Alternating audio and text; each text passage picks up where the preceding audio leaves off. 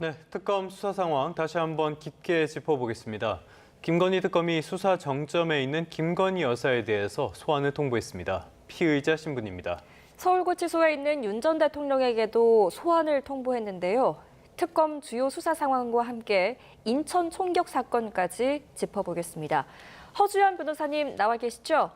네, 안녕하세요. 허주연입니다. 네, 안녕하십니까 변호사님. 김건희 특검이 김 여사에게 다음 달 6일에 출석해서 조사를 받아라 이렇게 통보를 했는데요. 어떤 의혹과 관련된 겁니까?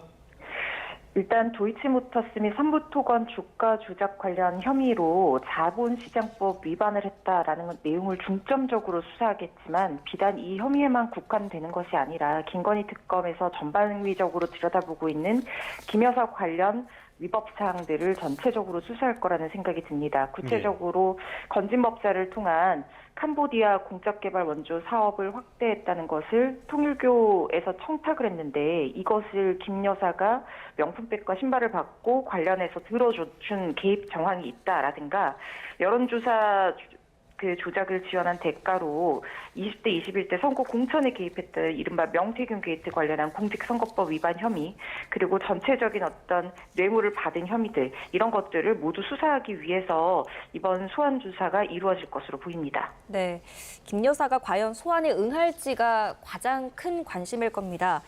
일단 김 여사 측은 수사에 성실히 임하겠다라는 입장인데 변수 없이 이루어질까요? 어떻게 보세요? 사실은 김건희 여사의 건강 상태가 좀 변수가 될 가능성은 있지만 자진 출석 쪽으로 이 가닥이 잡힌다라는 느낌이 듭니다. 물론 김건희 여사가 퇴원을 한 지 8월 6일이면 시간이 굉장히 많이 지난 시점이어서 특검 측에서도 회복할 수 있는 충분한 기간을 두고 일부러 일찍 소환을 통보했다라는 생각이 들고요.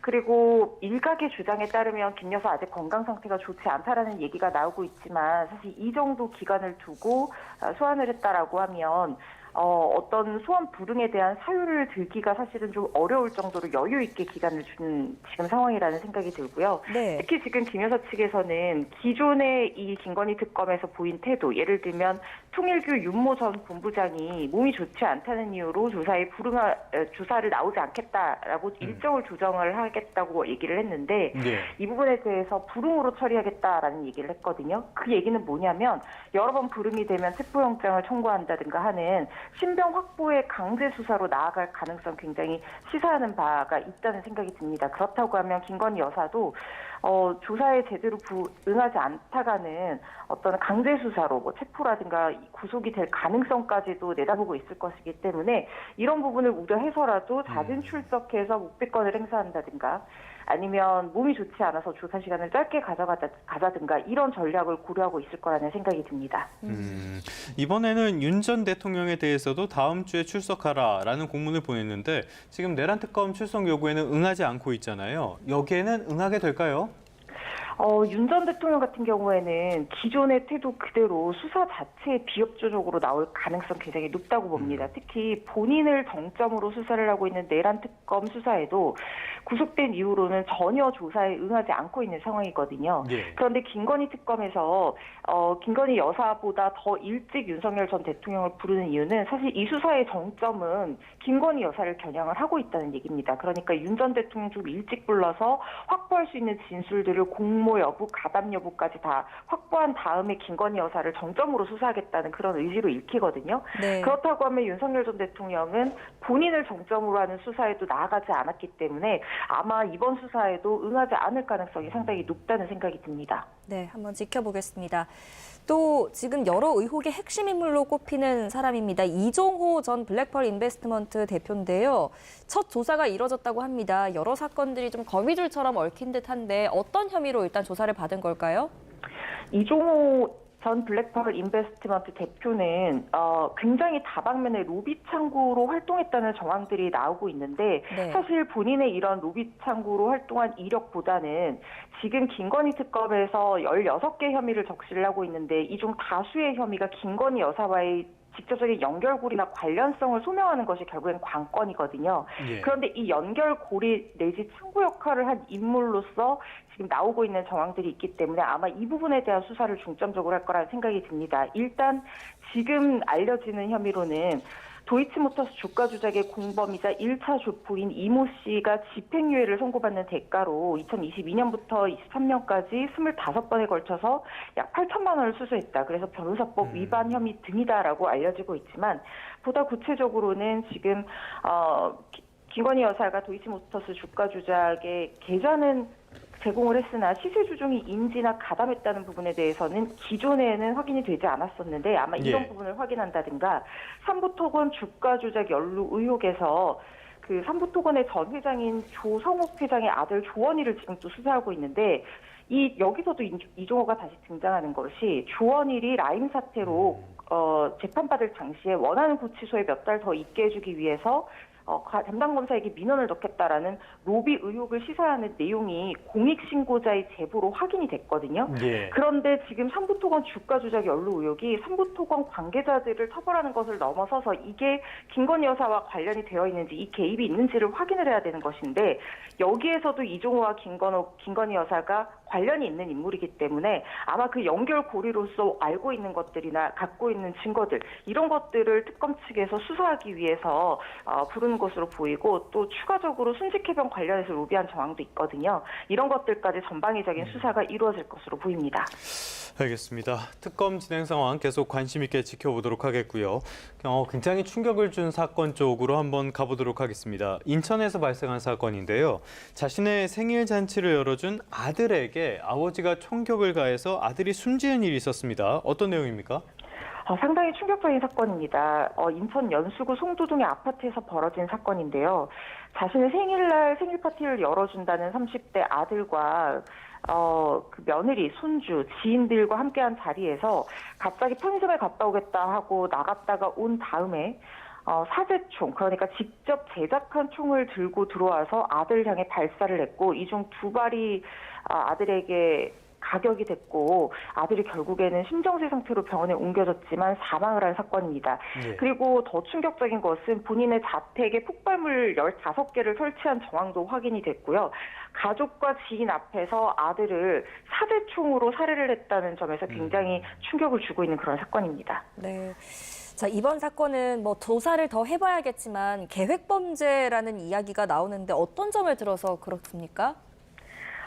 일단 이렇게 사제총을 만들어서 그 자신의 자택이 아니라 아들이 생일 파티를 열어주는 아들 내외의 아파트까지 가져갔다는 점 자체가 이미 계획범죄의 정황을 보여주는 부분이라고 하겠습니다. 무기를 집에 있는 것을 이용한다거나 하지 않고 미리 준비한 데다가 이 사제총이라는 것이 뭐 갑작스럽게 만들 수 있는 것이 아니라 탄환이나 장비도 구해야 되고 설계도도 확인을 해야 되기 때문에 상당히 오랜 기간 제작을 했을 가능성이 상당히 높아 보이고 특히 본인 진술에 의해서도 20여 년 전, 그러니까 이 20여 년이라는 것을 확인을 좀 해봐야 되겠습니다만 상당히 오래 전에 탄환을 구입했다라는 얘기도 있거든요. 그렇다 보면 총을 만들 당시부터 아들을 노리고 있었던 것까지는 확인이 아직은 안 되고 있습니다만 이 범행 자체는 상당히 오랜 기간 준비한 계획 범죄라는 생각이 들고요. 특히 이 부분은 양형 부분에 있어서 굉장히 중요한 가중 요소이기 때문에 좀 더 추가적으로 언제부터 계획을 했고 이게 아들을 살해하기 위한 목적으로 계획한 시점 같은 것들을 조금 더 조사할 필요는 있어 보입니다. 알겠습니다. 사제 총기를 만들어서 살해를 했다. 그러다 보니까 이런 총포류 관리에 사각지대가 있는 것이 아니냐.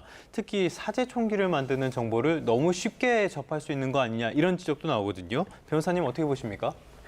이게 사실 관련법에 사제 총기를 당연히 만들지 못하도록 모의 총포를 제작, 그다음에 보관, 판매, 소지 이런 것들을 전면적으로 금지하고 있고요. 추가적으로 인터넷을 통한 제조 방법을 게시하거나 유포하는 것을 처벌하는 조항도 있습니다. 그런데 문제는 뭐냐면 현실적으로 이런 것들을 관리하거나 집중적으로 단속하기가 상당히 어렵다는 거예요. 사제총기를 만드는 방법은 시간이 갈수록 굉장히 발전하고 있는 그런 상황인 반면에 3D 프린터 기술이라든가 이런 것들로 발전하고 있는 반면에 그 단속의 속도가 따라가지 못하고 있는 거거든요. 특히 유튜브를 통해서 제작 방법을 알았다라고 이번 사건의 범인도 얘기를 하고 있는데 구할 수 있는 재료 같은 것들을 보면 제가 구체적으로 말씀드릴 수는 없지만 일상생활에서 주변에서 쉽게 구할 수 있는 것들로 굉장히 쉽게 제작을 할 수 있는 방법이 올라와 있습니다. 그렇지만 서버가 해외에 있거나 바로 올리고 삭제가 된다라고 하면 수사기관에서 이것들을 지속적으로 감시하지 않으면 그때그때 단속한다는 것이 현실적으로 상당히 어렵거든요. 그런데 이런 사건들이 지금 굉장히 많이 일어나고 있고 대표적인 게 2016년 오페산 터널 사건도 사제총기를 제작한 사건이었거든요. 좀 전체적인 전방위적인 단속의 확대와 빠른 어떤 단속 게시물에 대한 집중적인 단속 이런 것들도 필요해 보이는 상황입니다. 하나 궁금한 게요. 이 부분에서 많은 분들이 문제를 삼는 게 우리나라 법에는 존속 사례는 있는데 그러니까 자식이 부모를 죽이는 거. 그런데 비속 사례 이 부분은 없다. 부모가 자식을 살해하는 거. 그렇기 때문에 문제가 더 크다라는 지적이 나오거든요. 그래서 둘 다 있거나 둘 다 없어야 된다. 이런 평가가 나오는데 변호사님은 어떻게 보세요? 사실은 우리나라 법은 얼마 전까지만 하더라도 뭐 일정한 요건이 좀 다를 수는 있습니다만 영아 살해의 경우에는 오히려 감경을 해주는 규정이 있었을 정도로 상당히 존속 살해에 대해서는 엄격하게 보고 있는 반면에 비속 살해에 대해서는 가중 요소를 두고 있지 않아서 이 부분은 균형이 맞지 않다라는 지적이 있어온 것도 사실입니다. 존속, 그러니까 자식이 부모를 살해한다는 것이 더 가중적인 요소가 많다, 폐륜행위다라는 어떤 우리 국민적인 정서나 시각이 반영된 결과라는 생각이 드는데요.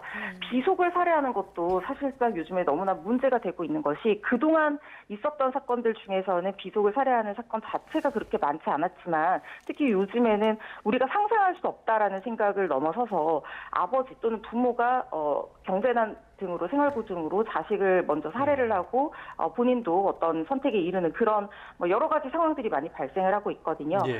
사회가 많이 변화하고 또 예전 가족의 개념보다 훨씬 더 우리가 생각하지 못하는 그런 충격적인 사건들도 벌어질 수 있는 상황이 된 만큼 존속 살해에 대한 가중 요소와 마찬가지로 자식을 부모가 목숨을 좌우할 수 없다는 그런 가중 요소까지도 반영해야 되는 부분이 있지 않나 하는 생각은 듭니다. 자녀의 미래를 뺏는 그런 사건이니까 이 부분에 대해서도 엄격한 처벌이라든지 이런 건 분명히 필요해 보입니다. 이게 경중을 나눌 그런 문제는 아닌 것 같아요.